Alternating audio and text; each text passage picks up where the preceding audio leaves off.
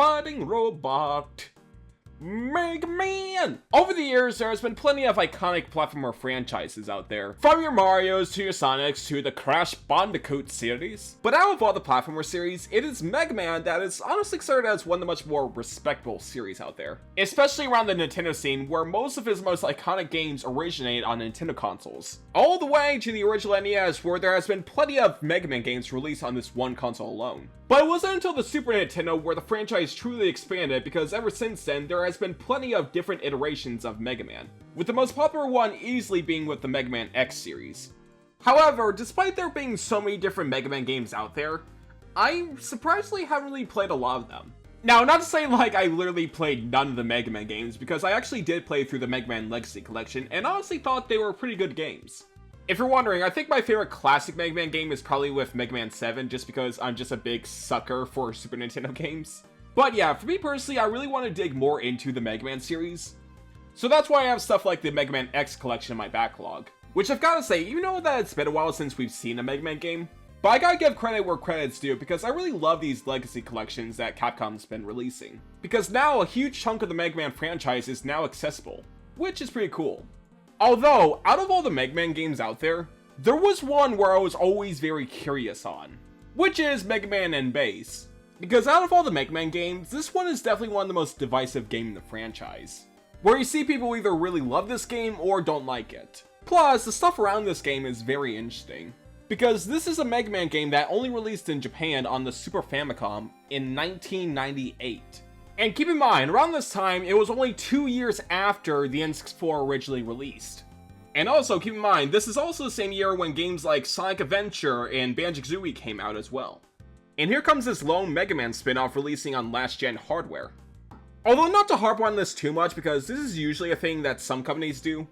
Even if sometimes it could be a bit detrimental, like with Mario & Luigi Bowser's Inside Story on 3DS. So the main reason why they did this is that not too long ago at the time, they released Mega Man 8, which was a 2D platformer that was exclusive to the PlayStation and Sega Saturn. And feeling that not everyone's gonna be jumping to 3D hardware, they felt like making a nice little substitute Mega Man game that's very similar to Mega Man 8. And thus, Mega Man N Base was created. Now, for a little while, this game was a Japanese exclusive title, but about a half a decade later, this game would finally get a full English release on the Game Boy Advance. Which honestly wasn't surprising, because it was a very popular thing for a lot of Super Nintendo games to get a GBA port. But for this video, I'm mainly going to be focusing on the original Super Famicom version, but with a fan-made translation. And so, for making up lost times with the Mega Man franchise, I'm basically going to be starting off by throwing myself in the deep end with this one. But with everything out of the way, let's get started. So booting up the game, you get the choice of choosing either to play as Mega Man or Base. Oh, so that's why it's called Mega Man N Base. But for my main playthrough, I'm just gonna go traditional and play as Mega Man. But anyway, so the story begins of Mega Man storming the robot museum, as this mysterious robot named King is trying to rob it. Proto Man tried to stop him, only for King to literally slice him in two. And my god, thank god he's a robot, otherwise this would be a lot more horrific. But anyway, so King gets away, leaving the Mega Man fighting a green devil.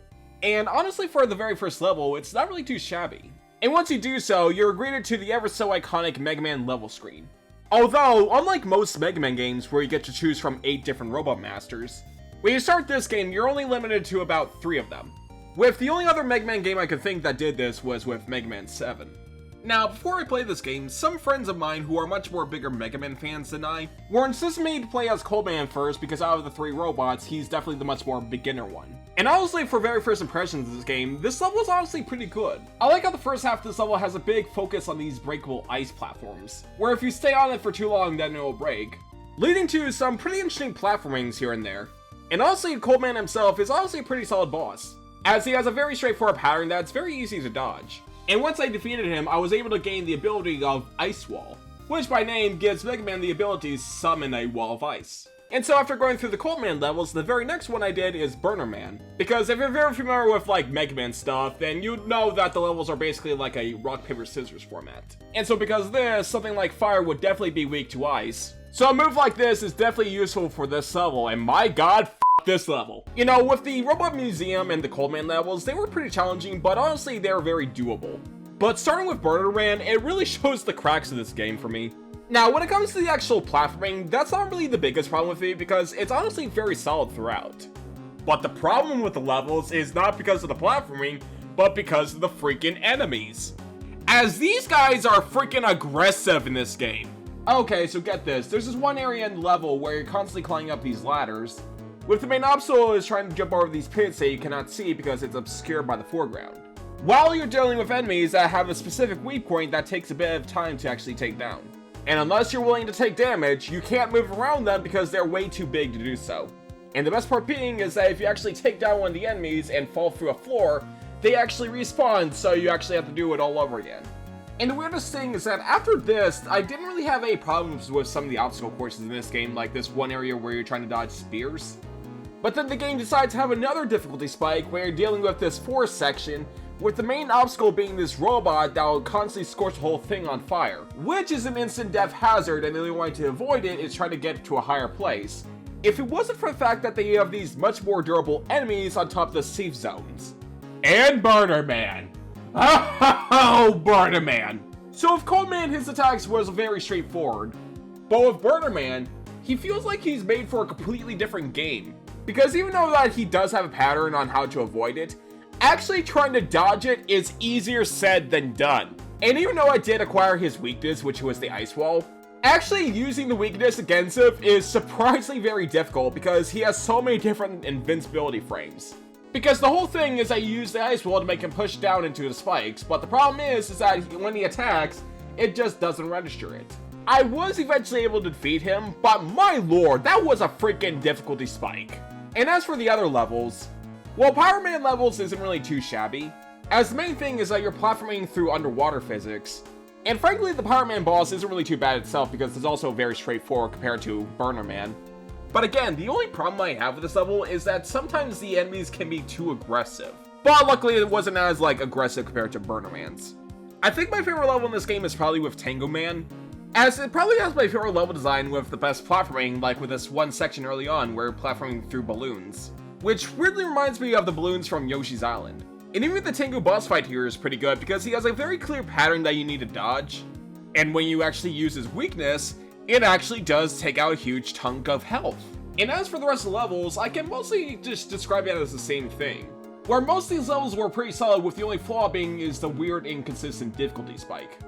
And I feel like that inconsistency is probably the game's biggest detriment.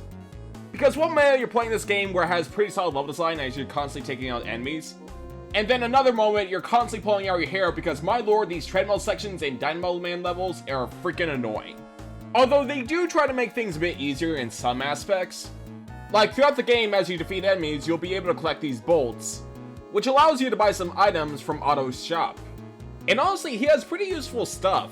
Like some items will allow you to heal a lot more, or others, when you try to use one of your special abilities, it takes a lot less energy. Basically stuff like that, but also there's also these special collectibles throughout the levels, which are these CDs. Collecting these basically allows you to collect these special battle cards for some of the robots. Nothing too crazy, it's just an optional collectible. And jumping to a much more positive note, I really gotta give huge props to the presentation for this game. Honestly, for a fairly late SNES title, this game looks really good.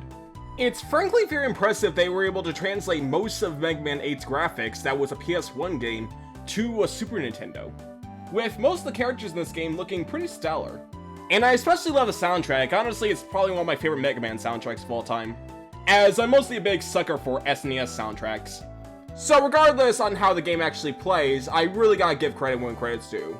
But to finally wrap things up, once you're able to defeat the final Robot Master, you'll be able to enter this special level.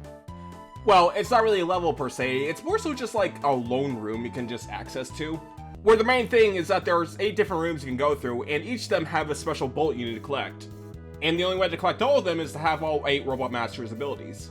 Pretty straightforward, although I swear to God, you have to be very pixel perfect when you're aiming the bomb for this one area.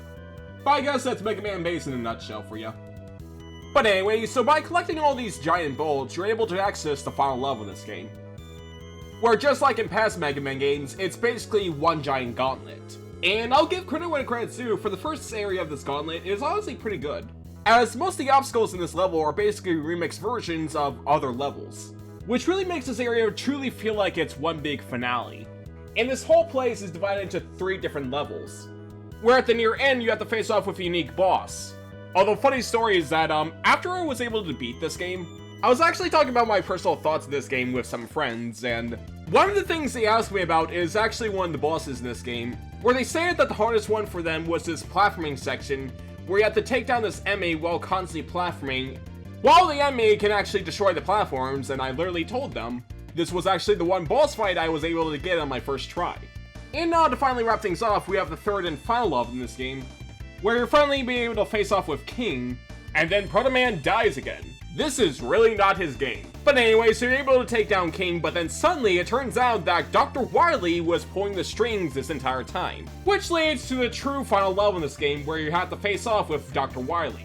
But before you do so, you have to go through one final gauntlet where you have to face off with all of the 8 different robot masters at once. And my lord, as you try to use your robot abilities, make sure that you make all those shots count. Because if you run out of ammo, you are basically fucked. And oh goody, Burner Man's back. Oh. But anyway, so you face off with Dr. Wily, you blow up Dr. Wily, and now Dr. Wily is doing push-ups. Ending things off with Mega Man holding an invisible mug, and while he does so, Roll arrives as she has a special letter from King, where he states that after his big face-off with Mega Man, he suddenly had a change of heart on life, as his resentment towards humanity was much more damaging to robots than he thought. And so to rectify this, he decides to head off for big adventures to help out humanity. That way he can help save the reputation of robot kind. Honestly, a cute little happy ending. Although I just now realize, even though that this game is called Mega Man and Bass, I'm kind of surprised that neither of these guys actually interact in this game once. As you think with a title named Mega Man Bass, it would be a team-up. But I guess before we wrap things up, I think it's very appropriate to talk about Bass right now. As well, Mega Man's moveset is very traditional for the Mega Man series, Bass is surprisingly a lot more versatile compared to Mega Man, as he has way more moves like being able to double jump, as well as being able to do the special dash abilities, and he's able to shoot a lot faster, as well as being able to aim in different directions. With the only drawback is that when you shoot, you actually have to stop in place. But my lord, Bass is surprisingly pretty fun to play through in this game. So if you're very curious on this game, then I highly recommend playing as Bass because he makes things a lot more manageable. And I probably should have played as him during this playthrough. But yeah, that was Mega Man and Bass, and overall, honestly, it was pretty okay. I always knew this game had a bit of a reputation in the Mega Man fan base as one of the worst games in the series. And while I can't really say this is a bad game per se, but its over-reliance on stuff like difficulty spikes and enemy placements really hurt this game in the long run.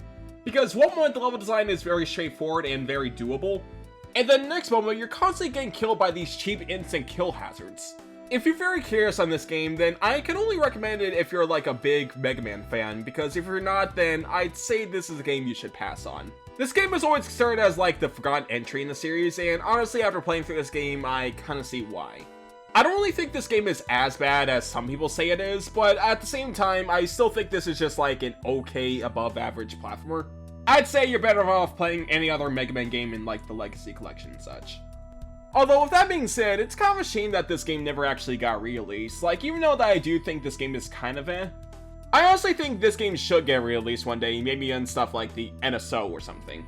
But who knows, considering the fact that Capcom has been releasing so many different Mega Man games, we could see a re-release of this game someday. But that'll do for today, so thank you for watching and I'll see you later. Bye bye!